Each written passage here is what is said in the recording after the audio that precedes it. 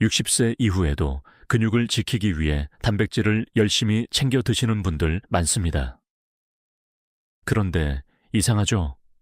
분명 단백질 보충제도 먹고 고기도 챙기는데 근육이 여전히 줄어드는 분들이 있습니다.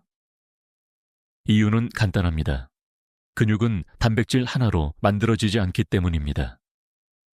근육을 만드는 과정은 마치 건물을 짓는 것과 같습니다. 단백질이 벽돌이라면 그 벽돌을 세우고 붙이는 역할을 하는 여러 보조 영양소가 있어야만 단단한 근육이 완성됩니다. 많은 분들이 단백질을 충분히 먹고도 근육이 생기지 않는 이유는 이 보조 영양소들이 빠져 있기 때문입니다. 근육세포는 단백질을 합성할 때 여러 가지 조효소, 미네랄, 비타민의 도움을 받습니다. 특히 비타민 D, 마그네슘, 오메가3, 아연, 셀레늄은 근육 형성과 회복 과정에서 결정적인 역할을 합니다.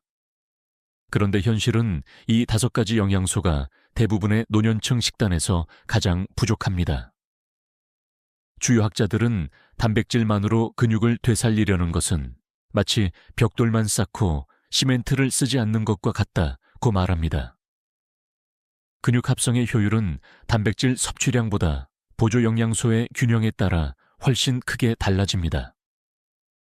예를 들어 비타민 D가 부족하면 아무리 단백질을 먹어도 근육세포가 제대로 반응하지 않습니다. 마그네슘이 부족하면 단백질이 들어와도 합성 과정이 중단됩니다. 그렇다면 지금 당신의 식단에는 이 조력자들이 얼마나 들어있을까요? 햇빛을 충분히 쬐고 계신가요? 견과류를 하루 한 줌이라도 드시나요? 기름이라고 무조건 피하고 계신가요? 많은 분들이 단백질만 챙기면 충분하다는 믿음을 가지고 있지만 사실은 그 믿음이 근육 회복을 더디게 만들고 있습니다. 오늘 영상에서는 단백질보다 더 중요한 6가지 보조 영양소를 소개합니다. 이 영양소들을 제대로 챙기면 근육은 다시 깨어납니다. 그리고 그동안 이유를 몰랐던 피로, 쥐, 근육통의 비밀도 함께 풀리게 될 것입니다. 지금 시청자 여러분은 어느 도시에 계신가요? 댓글로 남겨주세요. 지금부터 말씀드리는 내용을 놓치시면 10년 후 근육의 1/4이 사라질 수도 있습니다.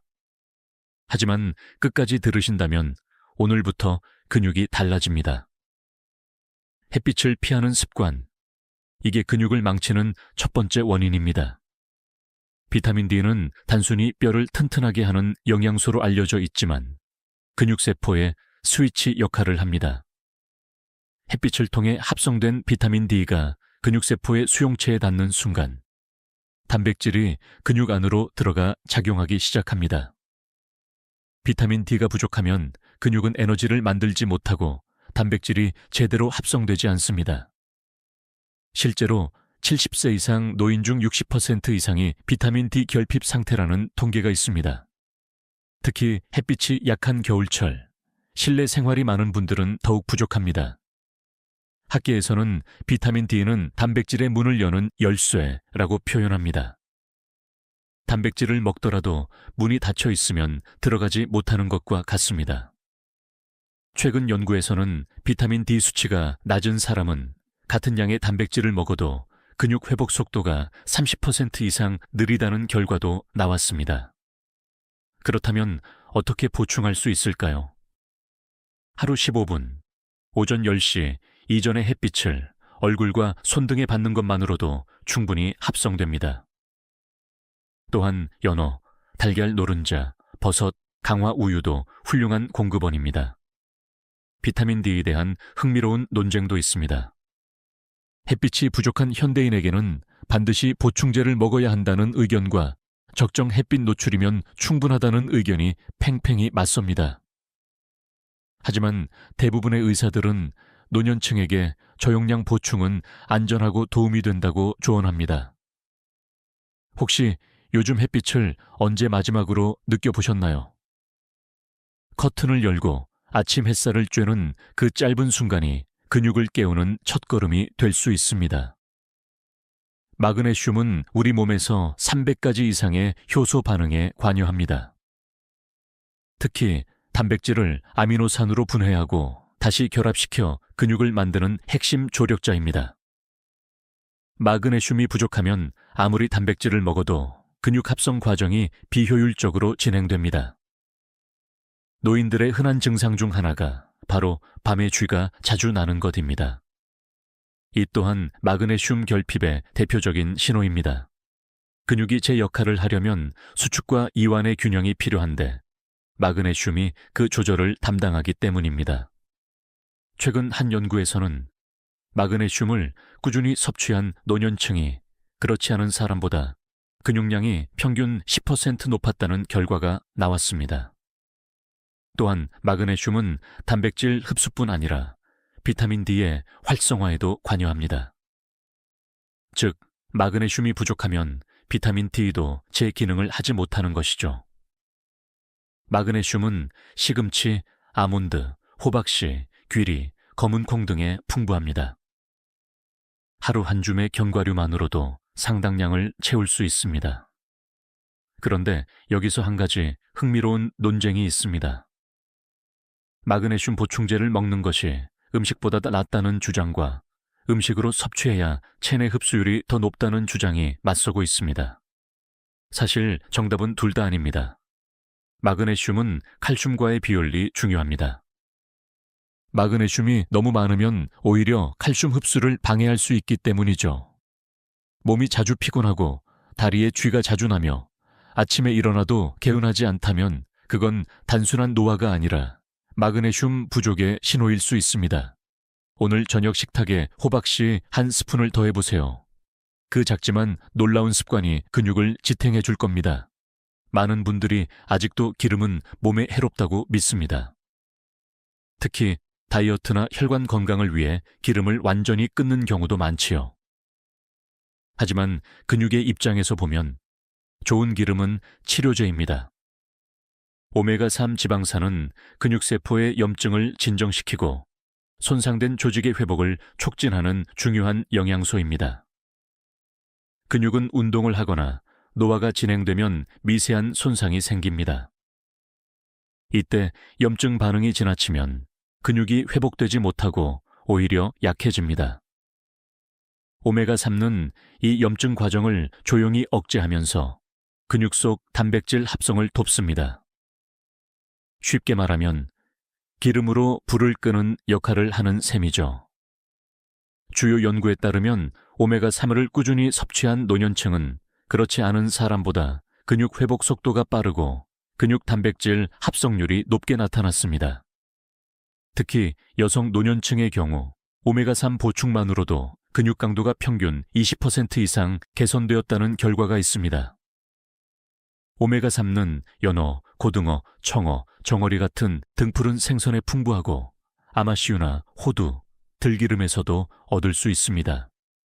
하지만 문제는 현대인의 식단이 오메가3보다 오메가6로 기울어져 있다는 점입니다. 식용유, 튀김, 가공식품에 포함된 오메가 죽는 오히려 염증을 유발할 수 있습니다. 따라서 기름을 줄이는 것보다 기름의 종류를 바꾸는 것이 훨씬 현명한 선택입니다. 의학계에서는 여전히 논쟁이 있습니다. 오메가3 보충제는 실제로 근육 강화에 도움이 되는가라는 질문이죠. 일부 연구는 효과가 크다고 보고하지만 다른 연구에서는 식품에서 얻는 자연형 오메가3가 더 안정적이라고 주장합니다. 그러나 공통된 결론은 하나입니다. 오메가3는 근육의 염증을 줄이고 단백질이 제 기능을 하도록 돕는다는 것입니다. 기름 한 방울에도 생명이 숨어 있습니다. 내일 아침 반찬에 고등어 한 토막을 올려보세요. 그 한 끼가 당신의 근육에 따뜻한 기름을 발라주는 순간이 될 것입니다. 근육 회복에는 단백질보다 조금의 힘이 더 필요합니다. 아연과 셀레늄 같은 미량 원소는 작지만 놀라운 역할을 합니다. 몸속에서 단백질 합성, 면역 반응, 세포 재생을 조율하는 보이지 않는 감독관이 바로 이 두 영양소입니다. 먼저 아연은 단백질 대사를 활성화하고 근육 조직이 손상되었을 때 새로운 세포를 만드는 데 필수적입니다. 또한 남성 호르몬인 테스토스테론의 생산에도 관여하여 노화로 인한 근육 감소를 늦추는 데 중요한 역할을 합니다. 셀레늄은 강력한 항산화 작용으로 근육세포를 활성산소로부터 보호합니다.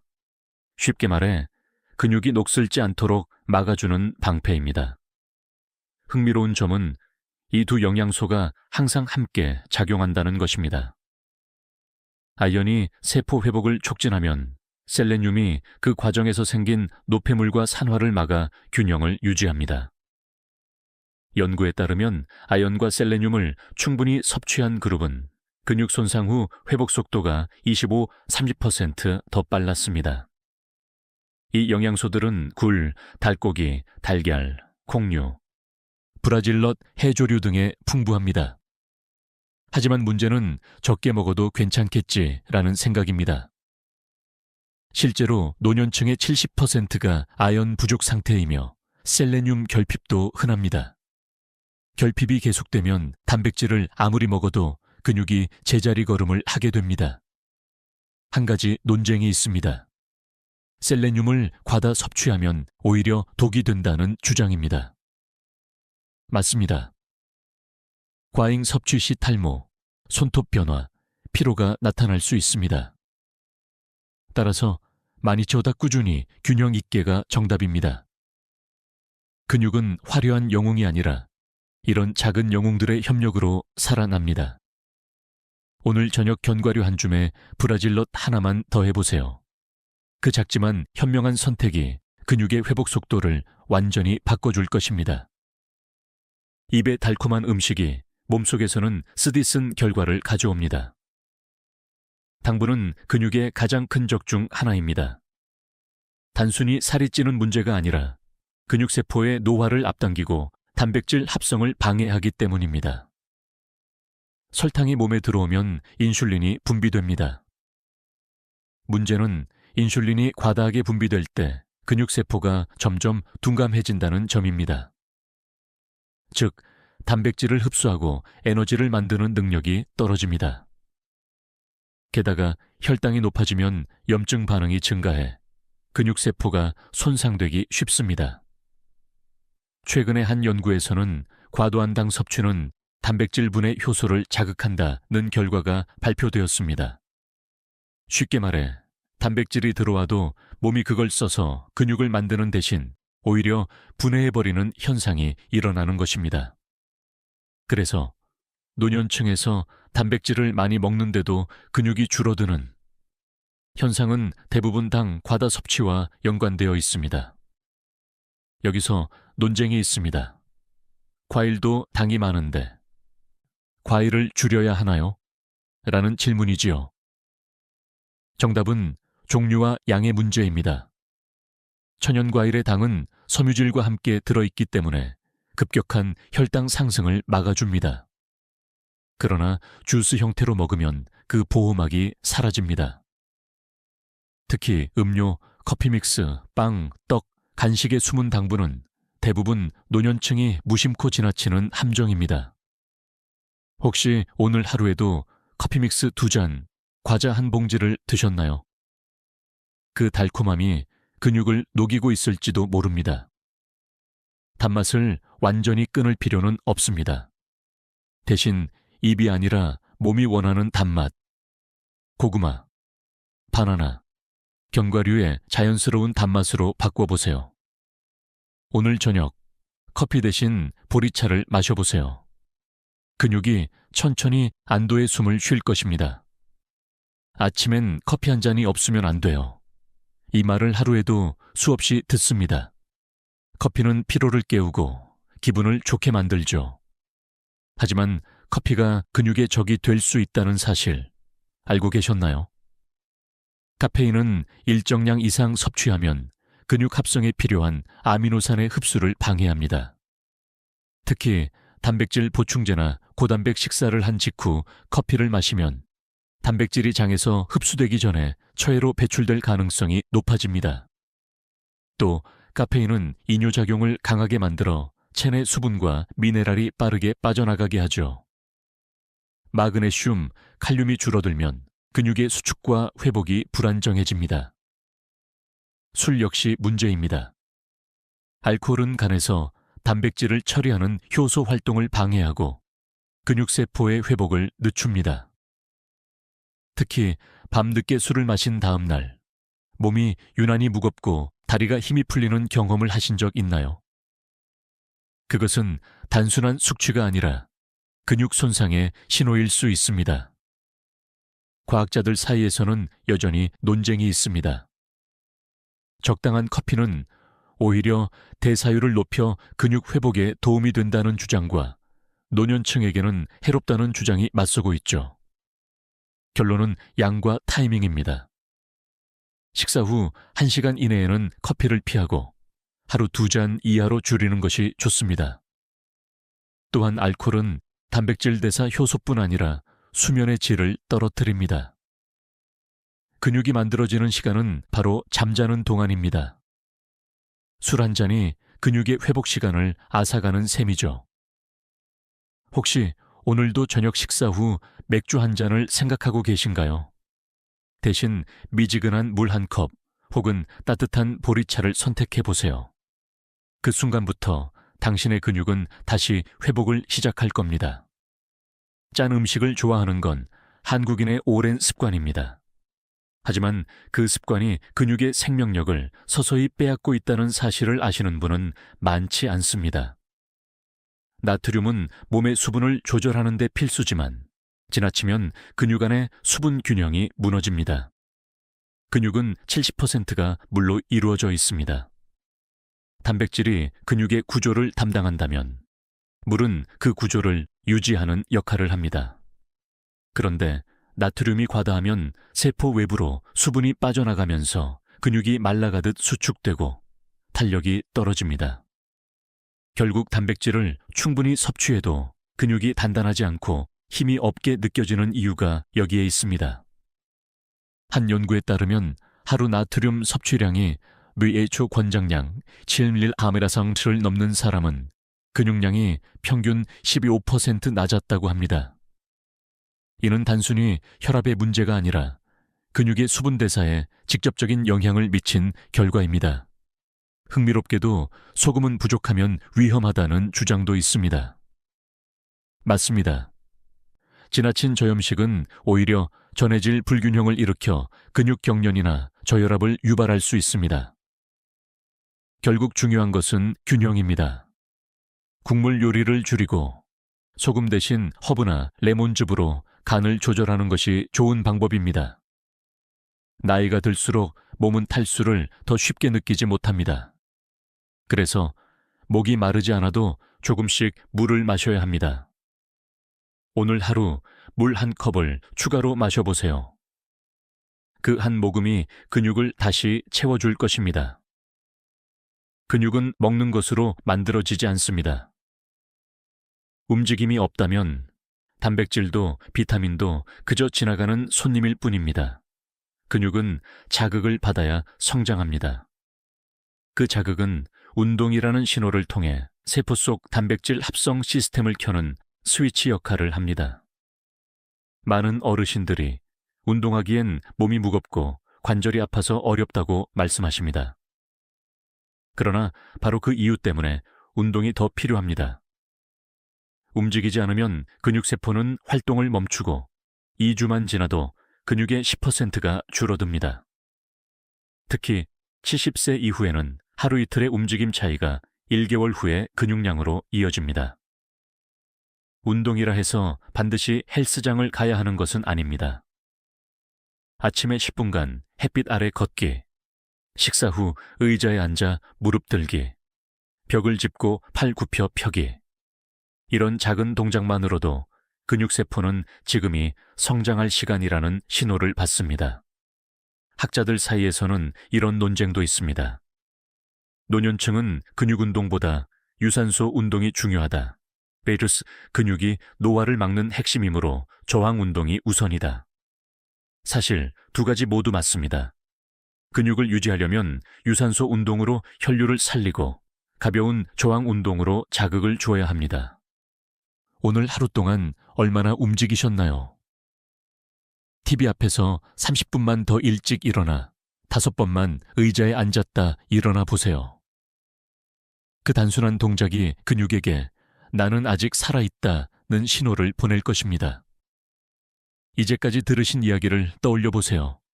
단백질만으로는 부족했습니다.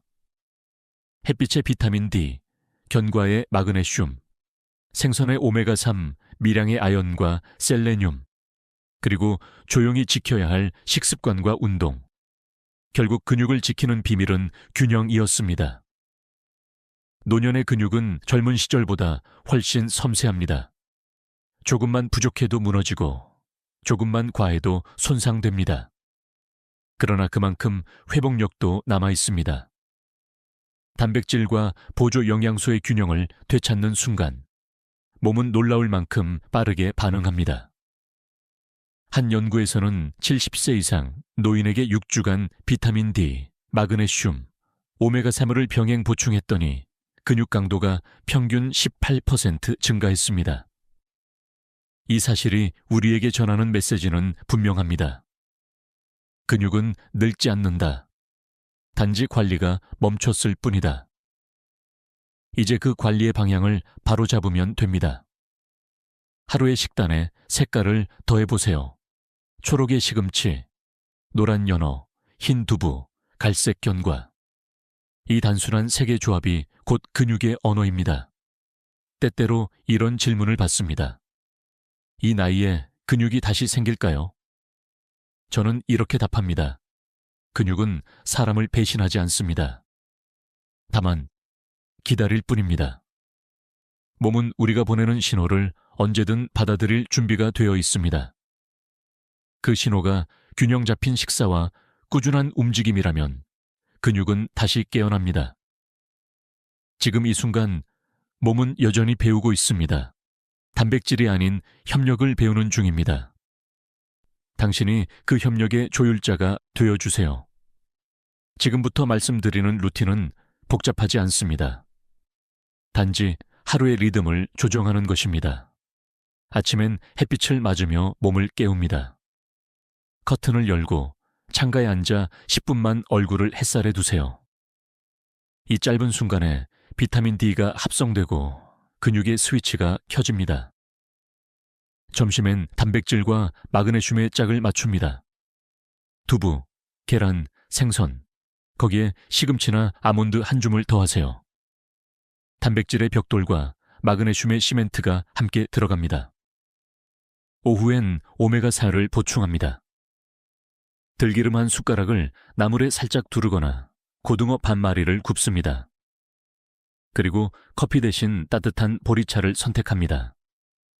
저녁에는 무겁지 않게 마무리합니다.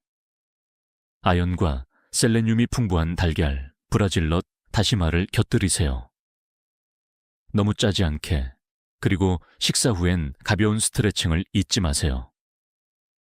이 루틴을 10일만 실천해도 몸의 변화를 느끼게 됩니다.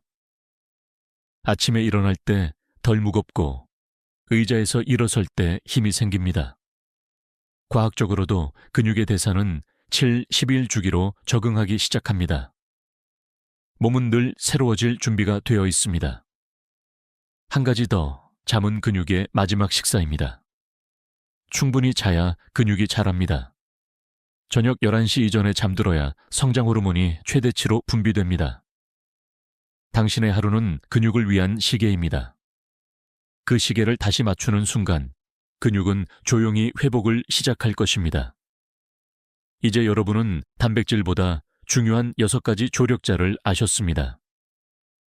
햇빛, 미네랄, 좋은 기름, 미량 원소, 절제된 당분, 적당한 운동. 이 조합이 바로 근육을 살리는 균형의 공식입니다. 혹시라도 이미 늦었을까라는 생각이 드신다면 기억하세요. 근육은 결코 늦지 않습니다. 나이는 숫자일 뿐 몸은 언제든 반응할 준비가 되어 있습니다. 오늘부터 작은 변화를 시작해 보세요. 아침 햇살을 쬐고 점심엔 두부와 나물을 먹고 저녁엔 물 한 컵을 더 마시는 것. 이 단순한 습관이 근육을 되살리고 삶의 에너지를 다시 불러올 것입니다. 이제 여러분의 차례입니다. 댓글로 여러분이 계신 도시를 남겨주세요. 그리고 오늘 들으신 내용 중 가장 놀라웠던 영양소는 무엇이었나요? 좋아요와 구독은 더 많은 분들에게 이 정보를 전하는 힘이 됩니다. 몸이 약해진다는 건 단순한 노화가 아니라 균형이 깨졌다는 신호입니다.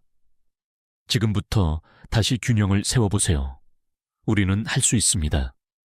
함께 해내봅시다. 지금까지 듣기만 해도 튼튼해지는 튼튼 라디오였습니다. 건강한 하루 되세요.